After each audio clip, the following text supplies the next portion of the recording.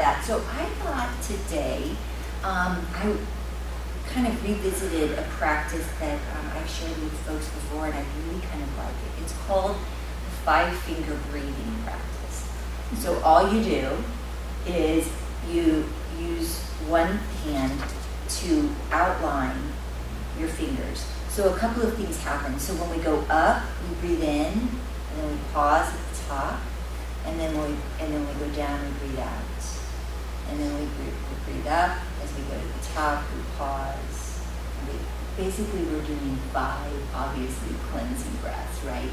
But the interesting thing is the sensation of touch. So we know when we get to the present moment when we use our 5 basic senses, right? And so we're going to do this. Just spend no hurry, however long it takes you to go through all your fingers, just 5 fingers. And just notice the sensation of touch as you do that. You can close your eyes or you don't have to. It's kind of up to you. So let's start.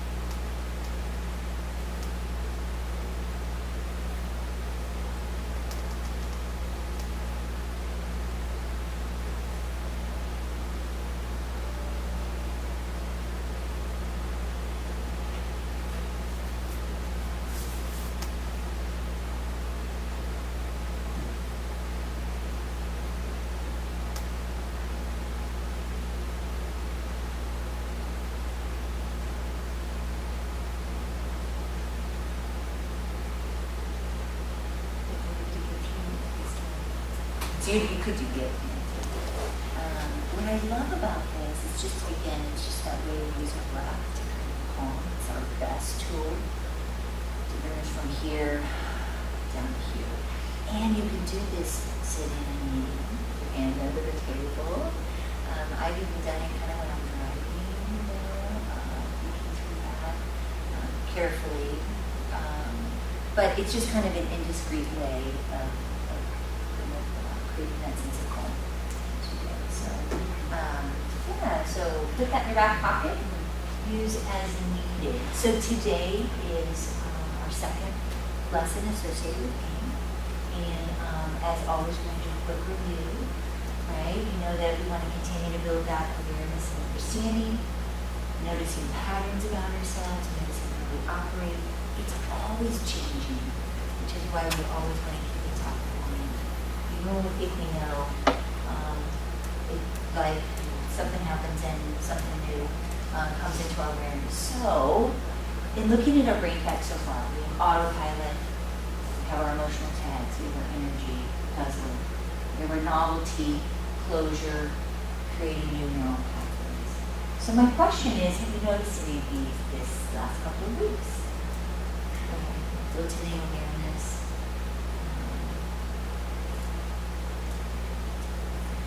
I'll share one. Actually, I have a couple, but I'll share one. So, caught myself on autopilot. I don't think I've seen you since Mother's Day. I think I saw you the week before that. And I went to church, and there was a gentleman. There's people at the front of the church who are greeters, they're just walking up. And this gentleman said, "Happy Mother's Day." Mm-hmm. And I said, "You too." And I walked on, and I'm like, of course, our instinct to beat us, like, you know what I mean? Autopilot, complete autopilot. I've done that like in a restaurant before, or interaction with somebody, where usually they say whatever, and you have this common, exchange, and then they didn't say what you anticipated me saying. But you gave yourself grace. I did. You don't know. I did. If they consider themselves as a mother. So there's some fathers who consider, well, what if they're two fathers who consider themselves? You know, their perspective. I love that. So it's exactly what I did. So for a split second, there was a judgment, like, oh my God, really? And then I'm like, oh, autopilot. And then I'm like, well, you clearly weren't engaging or listening, and it is what it is, and move on and let it go, because even those little things can create like embarrassment. Actually, it's kind of loud, so I kind of thought, I don't even think you hear me. At least that's what I said. But even then, sometimes people expect the same thing back and then don't really hear you either. So, anybody else? Anybody find themselves on autopilot or any emotional tags with all the rain? Emotional tag. It's actually something that's bothered me for a while, but I didn't think of it in terms of being an emotional tag. But there's this one phrase that I hear a lot in my department, and it's, "Are we having fun yet? Are we having fun yet?" And I hate it. So as soon as someone says it, like I cannot.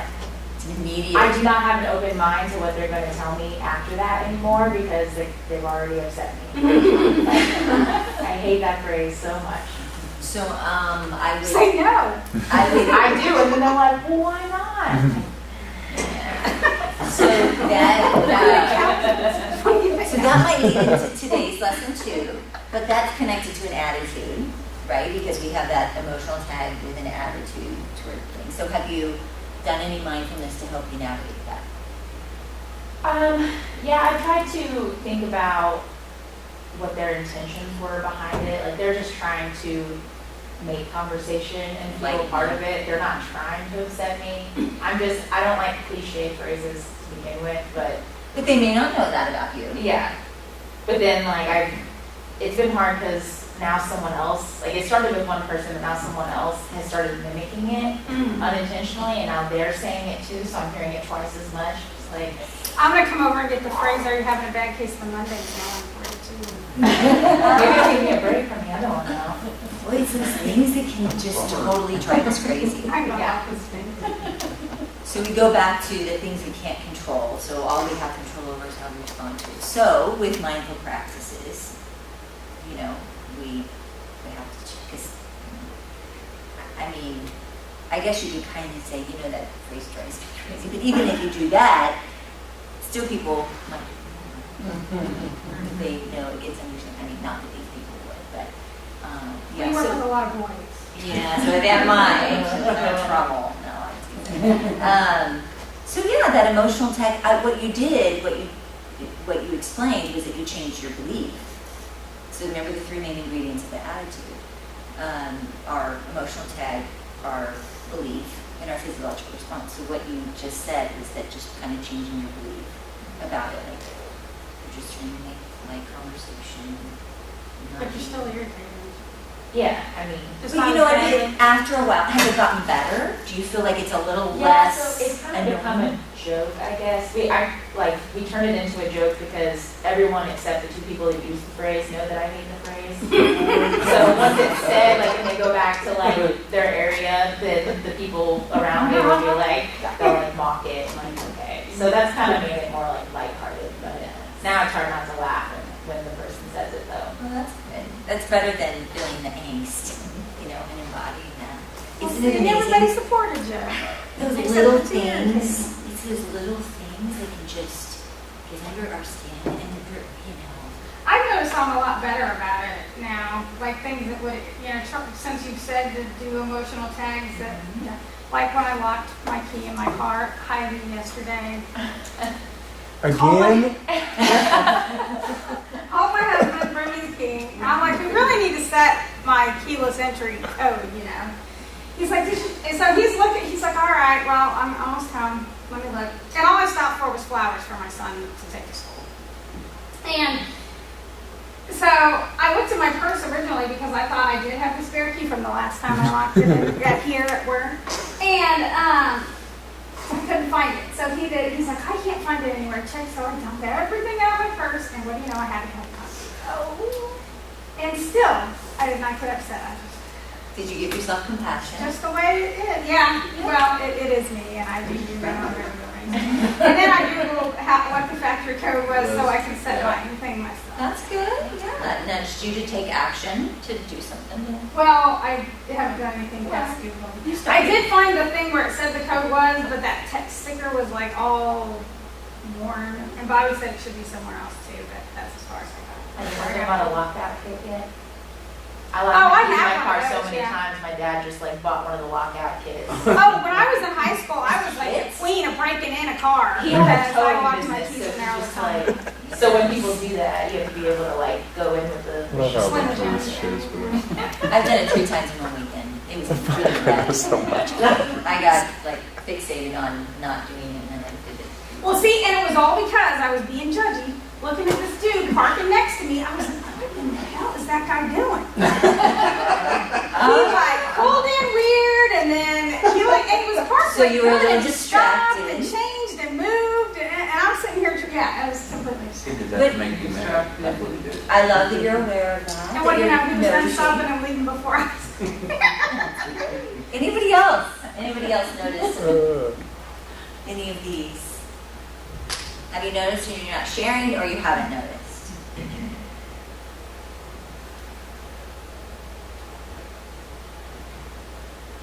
Well, we'll just keep going then. Okay, quick review of our most recent 3 brain facts. Oh, that's weird. We've never had that happen here. Mhm. This has happened to me in other locations Oh. randomly, and I thought it was connected to the internet. So I always say, put your beer goggles on. Mm-hmm. We'll take them off. My brain and I like storytelling. As we know, the brain takes in all these bits of information, organizes it into a story for us, right? And then my brain oftentimes gets the story wrong, yet I believe my brain's stories. So we are doing this all the time, little ways and big ways. Anybody notice any stories that they've told themselves? Last couple of weeks. No, because I believe my brain. No. Sometimes it's as simple as, I'm in traffic, oh my gosh, I'm going to be there late. And then what's going to happen? It's so unprofessional. What are people going to think? You know what I mean? It can be as simple as something like that. Like when you're in a crowded street and you feel like you're bumping into somebody and it's like, why didn't you see me? What are they doing? You know, they saw me coming and you start doing this whole story dialogue, and apparently this person has an opinion of you. They don't know you and you don't know them. But you have a whole. Or your daughter gets one bad grade on a test and your husband relays that into, now she's like, you know, living on the streets. Like, oh my. We go from 0 to 100. We do. It's so true. What I have learned about myself is oftentimes it's the when I have nothing in response. So like I'll email someone and I don't hear back from them.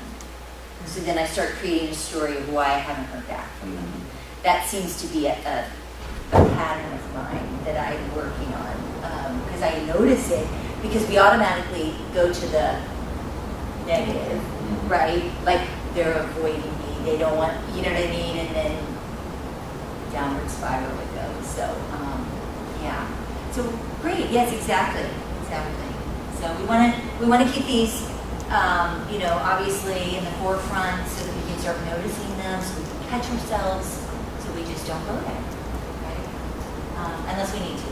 Now the facts. Brain fact number 8, no brains in Ireland. We talked about that last time.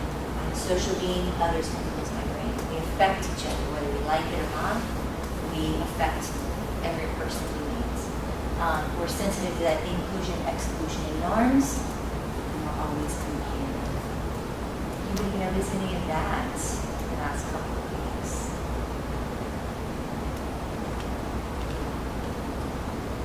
The comparing one, when you start tuning into it, happens a lot. It's kind of like that judgment. Sometimes you're just not even aware of how many judgments we make throughout the day. And I think that comparison, it just sneaks in so easily and so quickly that we're not even aware of it. more like on vacation. When you're out of your environment, and I realize, man, I did, because you're on vacation, so you people watch and you do things that you normally don't take the time to do. And then you find yourself just judging everybody as you run into, if it's bad or good. Yes. But when you're back in your environment, you don't realize, you probably do it too, but you don't realize that you're working and doing all your Yeah. things Right. On But I do the know yeah. when I'm on vacation. I have the opposite problem of always assuming that other people are judging me. But then, like, when I think about it, I'm like, well, I'm not really judging other people, so I don't know why I'm always assuming other people are judging me. But at any given moment, I assume at least 3 people are mad at me for something. You're so silly. You're so nice. Why would you be mad? You have a very active life, don't you? So has that changed since you've been working on your own judgment, your perception of their judgment? Because I would say that I what we think so, embody, we because kind of, it's a projection kind of I've thing. noticed, because I try to, rather than like stew on things, I'll just like talk to the person about it more so now. And 9 times out of 10, I realize they don't even know what I'm talking about. Exactly. Because whatever I said that I thought was snarky, like they didn't even think of it as being out of the ordinary. So I That's mean, good. I'm That's just like hypersensitive confirming. to what I say. But that's confirming to you, I would assume, that maybe it isn't what you think it is. It's just kind of a story that you tell, right? So I love that you're confronting people, just making it right if you need to. And then also that's confirming that maybe they're not as sensitive to you. I mean, certainly we can gather facts. We can do a closer look, separate ourselves a little bit. Okay, well, these are the facts about it.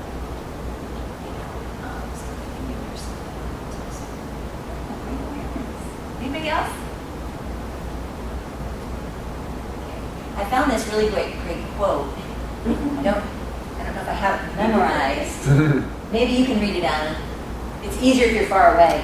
The only comparison that matters is the comparison with who you are, who you were, and who you could become. Okay. I love that. It's true. I mean, it's a book called On Fire. I don't think I've mentioned it to you. John O'Leary.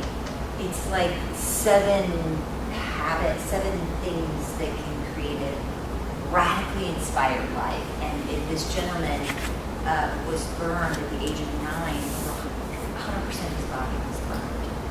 And he survived. He wasn't supposed to survive. And it's his story and then what he's learned through that hardship. And so it has this great little, it's a super easy read. Really great nuggets that I've been pulling out. So, but I love that about him. And of course, brain fact number 9, we can free ourselves from our autopilot brain habits. We can change. I can be in charge instead of my brain and choose to override my autopilot habits if I live in the present moment. So we would just getting off autopilot, being in charge, not letting your brain run the show, right? Not letting that hardwire run the show. And that's how we can create the life that we want. We get to choose that. So, quick review of attention, calming our mind, so we can gather clear, accurate information. When we're going crazy, when we're busy, when we're stressed, when we're running off our head cut off, we are not gathering clear and accurate information. So we've got to slow down just a little bit and tune in. Tune in to what's happening inside of me, what's happening outside of me. It doesn't take a lot of time. 5 breaths, 3 breaths, just to help us kind of tune in. So of course our micro practice is just this, calming ourselves, coming to that anchor, that home base, our open attention, that mind chatter, being more receptive to information, and that closer listening is true. So gathering the facts. Anybody have any comments on any of these that they can still be using? Comments on the other night when it was raining real hard and stuff on the way home. And I just kept taking deep breaths before I left because You were anxiety feeling was so built up. So what did that feel like? It felt really good after I did my breathing, you know, and sat there in my car. What did the anxiety feel like? Oh, it was horrible. It was Did you start I was noticing like, what it I'm gonna felt like sleep in here? my car. I'm not gonna drive in this, you know. But I ended up driving in it and it was just fine. because I just did some improvement. Good. Perfect. What I love is that you notice the anxiety, because we have to notice it. Yeah, because my back started hurting and, I was like, oh, I had to get over this. Well, for all of us, that anxiety, it feels different, right, for each of us. So once we can kind of tune in, then we know what to do, and that's what you did. You know, pulled in your mindful practice to help you kind of. Yeah, so after about 10 minutes, just remembering, hey, it's going to Giving yourself. slow, You got this. I made it home safe and sound. It's a 30-minute drive and it took me an hour, but I've done it. You were live. Good job, Jack. Thank That's you. awesome. Anything else? I hope I didn't offend these guys. Did they have something to say? I don't know, I think what you say, they got open. There we go. I'll Bring a story. I'll bet they have 4 o'clock. The conclusions. Anybody else?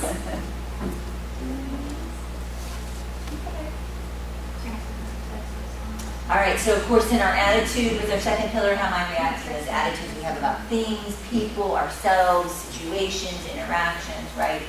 Those things that aren't serving us well, those things that we can't control maybe, but we can only control how we respond. And then our practices, of course, are being curious, looking around,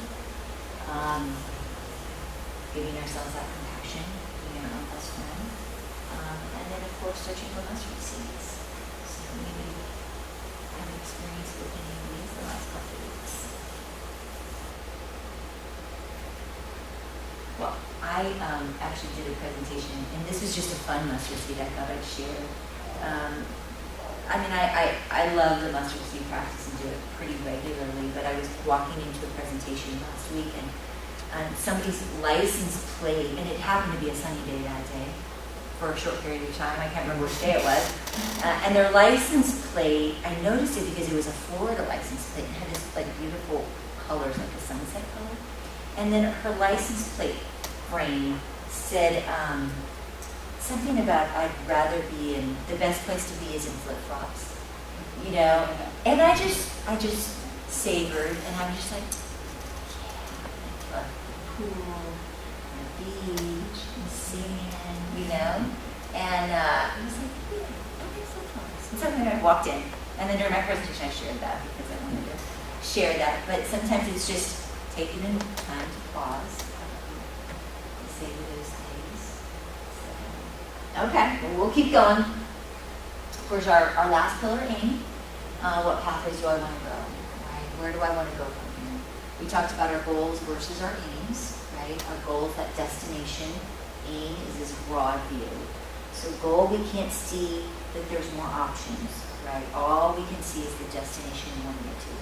Versus our aim is kind of this wide view. We see our goal, but we also see that there may be other ways and opportunities to get to our goal. Goals are important as long as we're running. Anybody start thinking about their aims in these couple of weeks? Those things that we're shooting for, that we want to always be moving toward. I think we talked about this, it takes some time, to evolve.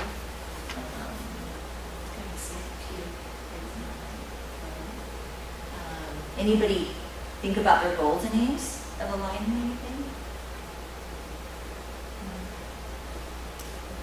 Well, we can go, I think we talked about we can go both ways, right? We can think about the goals we have now, and then we can identify, do I have an aim that aligns with that? And if I can't find an aim that aligns with it, maybe I want to rethink that goal. Or we can do it the other way around. We can identify our aim, and then we can decide, okay, well, what goals do I want to put in place to help me move in that direction, right? So, for instance, one example might be if I want to live within my means, that's my aim. Never going to get there, right? But I want to spend my whole life striving to live within my means. Then I need to look at my goals and align my goals to be moving in that direction, right? Charging $5,000 for a vacation that I want because I'm comparing myself to all my neighbors isn't moving me in the direction of my aim, right? If that's not something I can afford. So we just want to think through those kinds of things.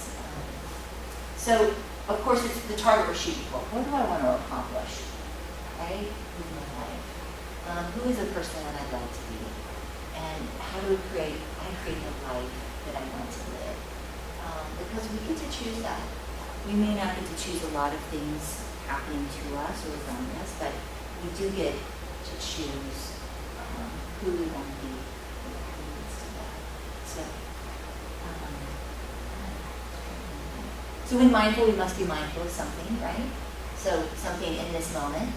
I think the internet, I think that's what the fuzzy is, because this isn't clicking very fast either.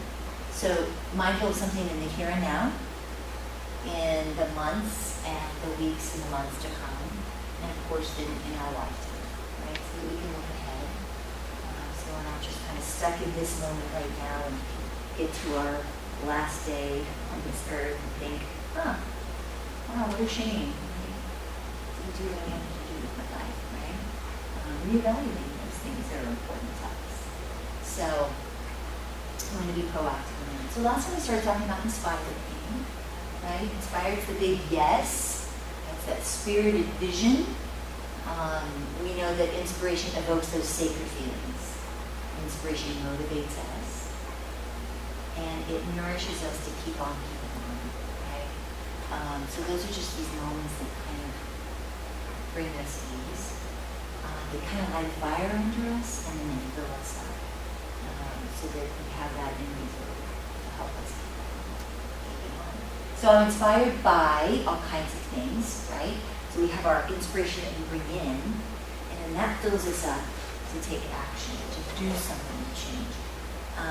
We can have perhaps, maybe a job that we don't love, but we can still find inspiration maybe outside of that job, or pieces that can fill us up so that we can take action. Or maybe we find those things to inspire us when we're not at work, so that we can still be living a life of inspiration. It doesn't mean we have to quit our job and, do something that fills us up all the time.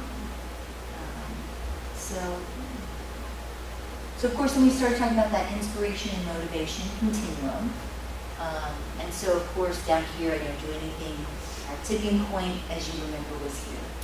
So if I can get to, I appreciate the outcome. I can start appreciating the outcome of quitting smoking. I can start appreciating the outcome of exercising. I can start appreciating the outcome of whatever new habit I'm trying to instill, eating healthy, whatever. Then we're more likely to continue. Right? So I love that because I think that it kind of gives us a place to, if we can just get to that place, and really start noticing. We have to be aware of how we're feeling though, right? Because you could have quit smoking as you mentioned, and you're really not paying attention, and you don't even notice that you have more energy. So you kind of have to start really that's one reason why we tune in, so we can start noticing those things. Did anybody notice some shoulds?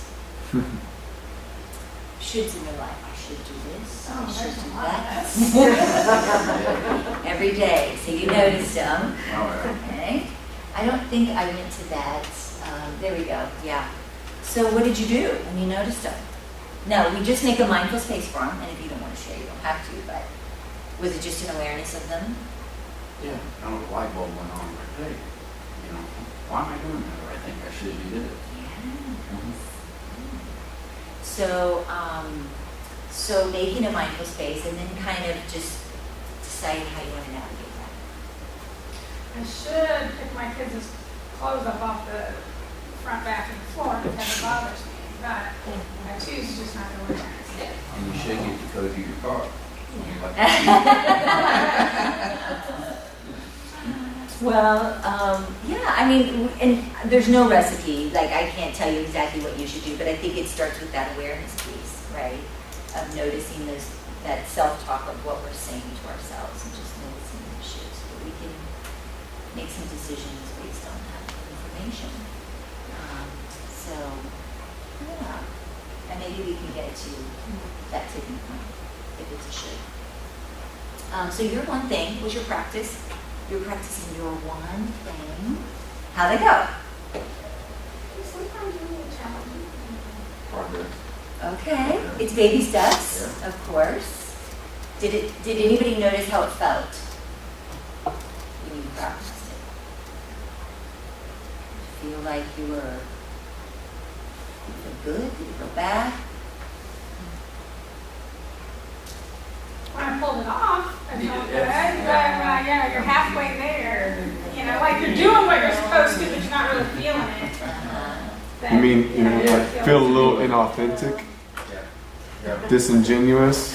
Yeah. Yeah. You know, like, have you ever said, like, responded to somebody and you think, God, Liz, I can't believe how nice I sounded inside. I just want to strangle you. I just wonder if that's, I mean, not that good. I'm like, I work with you every day.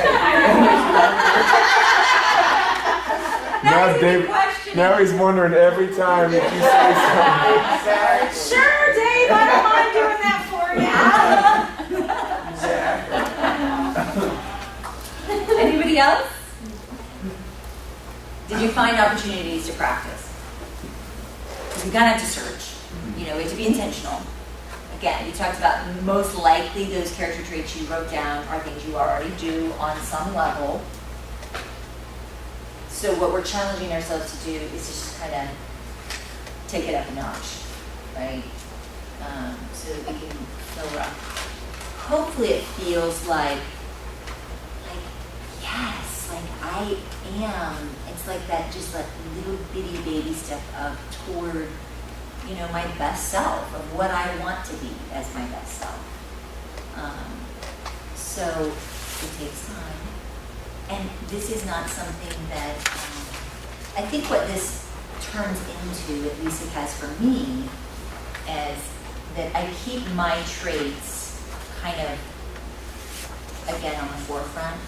So then when I see an opportunity, I'm like, ooh, that's one of mine, you know. So then if I can, I make an intentional effort to do it. So it hopefully ends up being something very natural. Not like when we do my 3. But you gotta start somewhere. But you have to start somewhere, right? So we're just in this process. We're just kind of getting used to it, how it feels. You know, kind of establishing that habit, and then eventually it's hopefully just going to be something that happens. But yeah, it fills us up, and if we keep doing it, it keeps filling us up, and we keep moving in the direction of the person we want to be, and of course. That's our goal. So today is our micro practice of cultivating a determined aim. Okay. So determined aim is about pruning and grafting. This means that we identify actions or reactions to triggers that don't align with our aims. Okay, and I'm going to explain all of that. And then we take this pregnant pause between our triggers and our actions and our reactions. So pruning and grafting is exactly what we think about. Pruning away new garden, right? You're pruning the stuff, the dead stuff, the things that's holding a plant back, right? So that you can make room for it to flourish. And that's what we're doing. We're discerning the qualities that I don't want, those that are holding me back from moving in the direction of our needs. Because what's happened is in our autopilot life is we've gotten all these actions and reactions and triggers, and we just do them automatically. And they're really not who we want to be, but we've just been doing them for so long that they just are part of who we are. So we want to identify those. We're going to do it one at a time. And we want to start pruning those away. And then when we prune that away, we have to graft in what we do want, right? I cultivate the qualities that I do want, those that are helping me move toward my aims. So it's about taking this action or reaction away and putting in one that helps me be my best self. Okay? How do we do that? When I notice X happening, I either do Y. It's as simple as that. So interestingly enough, I was reviewing, the research shows that there is power, they call it preloading a response. And that's exactly what we're going to do here. This is called our practice plan. And this is in the Power of Moments, which I think you guys probably ordered,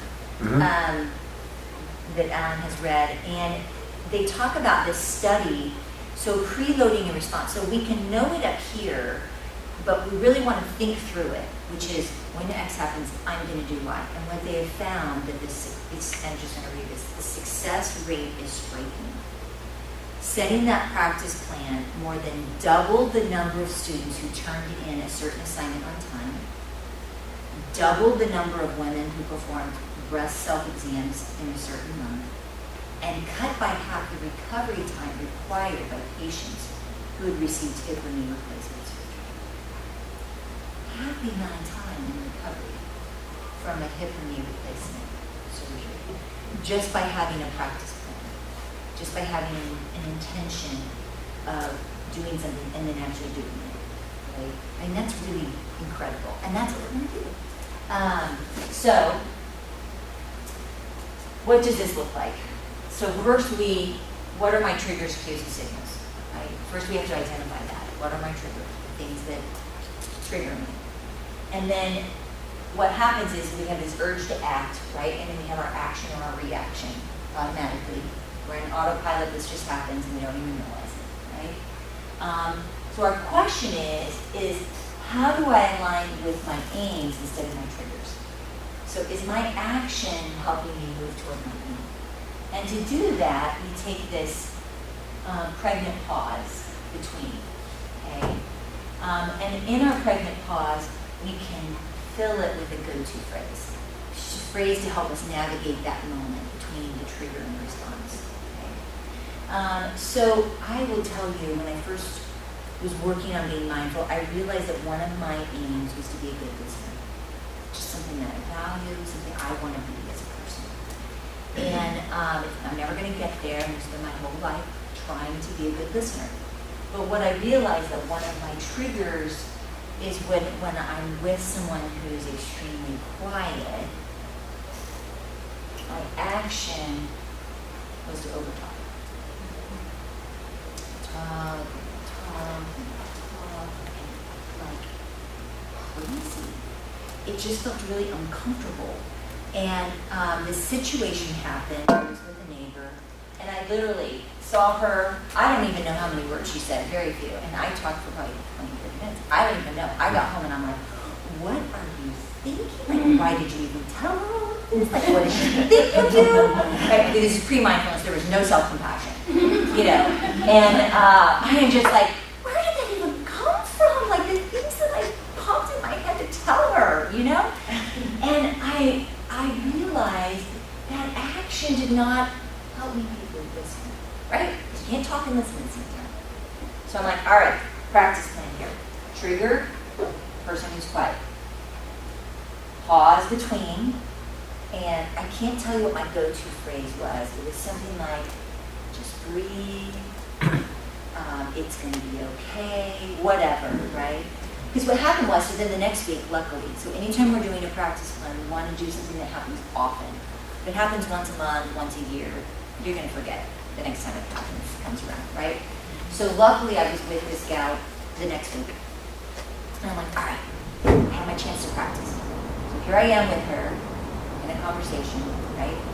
And I noticed, it felt really uncomfortable, this quietness between us. And I'm just like sitting going, say something, just say something, right? You know, because I'm just like, oh, it just felt so strange. But the most amazing thing happened, right? I'm in that, allowing that space just to be. And I stopped talking. She had a chance to talk, and I had a chance to listen. I had to practice what I want to be, right? I have to set that up if I want to practice to be able to go toward my aim of being a good listener. So I will tell you, over the years, now I love this space between us. I kind of call it sacred space, because it's so beautiful when I actually stop talking long enough. The things that people share and the wisdom and their story, and it's beautiful. love that. I will also be honest. Every once in a while, I fall back into my old pattern, and usually when it has to do with mindfulness, because I get all excited and I'm just talking and they may not even care, and so then I'm like, okay, your best moment, Robin. So every once in a while, I slip in back to this mode, but for the most part, I've really worked on it, but we have to practice it, right? And it feels really good. So the go-to phrases are those things we put in between that trigger and how we want to react. And those go-to phrases are yours. Like, you just have to figure out what helps you navigate that moment. It might be, it is what it is, right? It might be this moment right now. I used to do that to get me back to the present moment. I noticed that I was wandering. This too shall pass. So the trigger could be fear, could be anxiety. It doesn't have to be a physical thing. It could be an internal thing, right? It could be, my suffering. The trigger is, my suffering. And instead of reacting by allowing it to take you down a path that's not going to lead me anywhere good, maybe my go-to phrase is too short. You had some go-to phrases, and I love that you said those. I don't have time for that negative thought, that fear, that worry. I don't have time for that, right? That didn't work. I'll try something else. Maybe your trigger's a mistake, right? Something you did wrong. I'll try something else. It didn't work. Your action is just to pick yourself back up and try again. What we blamed you, I work with a gal, and she's a young mom, and so her person that she inspired was her Nana, and because she was so patient. So hers was when her kids make a huge mess or drop the milk or spill the glass, and she really wants to be right. She says to herself, "I would manage it." Nana would just be like, "It's okay, let's get it cleaned up, just breathe," right? So we can kind of channel our person we admire if we need to during that pregnant pause. But this is our practice plan. So what I would want for you to do, and you have your paper, and it looks like this. So basically when X happens, I will do Y. So first you have to identify just one trigger. Maybe it's the gal with the thing, whatever, I'm sure we all have plenty, right? So I did this example. So one of my triggers in the last few years has been my neighbor's lawn grass. She doesn't mow her grass very often. She's getting better, but she went through a really, really bad divorce like 3 years ago. Okay, I'm not proud of this, but, and she decided to stay in her home, and she has this huge yard, and she just can't get her grass mowed. And so every time I pull up to my house, I'd see her on grass, and just attitude, angst, current action, judgment, irritation. Come on, mow your fucking lawn, That was very professional, sorry. And so every time, those little things get under our skin, right? And so I realized, okay, my aim, passion, that I've never been a divorced. I don't know what it takes to manage a household on my own, or how long it takes to navigate the grief and that. And I want to be someone who's compassionate to others and be without judgment. So my new practice plan, okay, well, it's still the long grass. Like, the trigger's not going to change. My new action is, it was my go-to phrase. She's doing the best she can. You didn't go mow it for her? Well, my husband did for the first year, every week. Second year, about every month. And she has 3 teenagers. Oh, yeah. After a while, you kind of go, okay, am I enabling or empowering? And so, no, there's been a lot of that, yes. But at some point, you kind of have to say, okay, Take it on. But honestly, now, I'm just like, yeah, that was a long grass. But the go-to phrase really helped me, because I knew she was doing the best she could. I knew she was. She just couldn't get it done. And so, what am I doing? I'm just adding to my own suffering. Bottom line, right? I had to figure out a way to let it go, the things I can't control. So again, this could happen just all in here, or it can be something more physical, like, somebody talking, somebody saying something to you, or a physical action. So it can happen either way. So your job, actually, we're just going to go back. I'm going to give you a couple minutes. You have this on your paper. I'd like for you to come up with a practice plan. So first you have to think of just one trigger that triggers you. I would say one you encounter And frequently. Yep. One So you that got a happens lot of opportunity. Might be something that your kids Children do. your spouse does, something that happens at work. Maybe it's road rage. Maybe it's driving. We'll just start with one. We just start with one. There's usually plenty. So then you're going to write down your current action, and then you're going to figure out, well, what's my aim associated with that, right? And then your trigger's going to be the same, and then you're going to have a new action. This could be, I'm just going to take 3 deep breaths, maybe, or maybe it's a go-to phrase, or whatever it is to help you navigate that moment, so you can be who you want to be. Okay?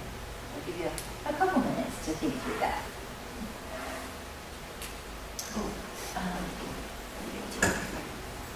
Anybody else need a pen? I've got a couple in here.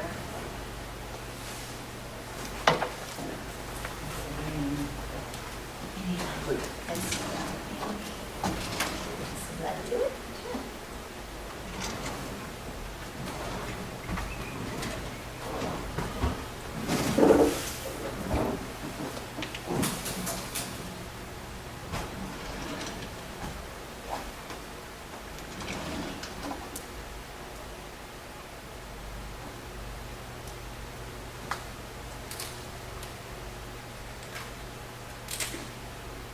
You have a blueberry scented marker back here. You know what's in it.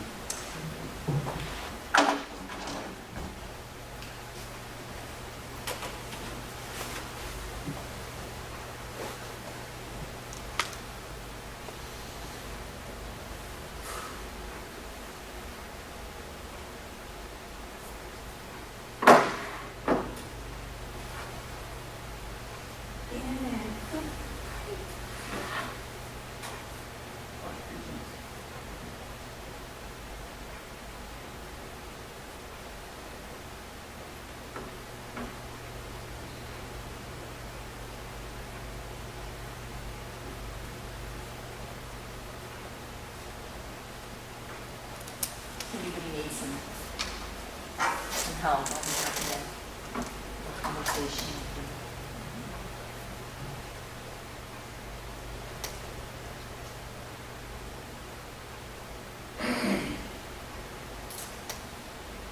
It's funny. We were joking about something very similar to this today with Morgan. My phrase? No, with Morgan after class. What I want her to do. Oh. It's this exact same thing. I told her you got to be specific. You got to have it planned out. Because if you don't know what you're going to say, The response. you don't have it preloaded. In the moment, Right. you're too frazzled. You're not quite ready to deliver whatever it is you're supposed to say or do. That Power of Moments book, the study that they used as the case study for the sit-ins and how they trained for those sit-ins, that was so powerful. And that's that section. Yeah, it is that section. But they had to train for weeks to go and sit in a diner and be berated because they were black.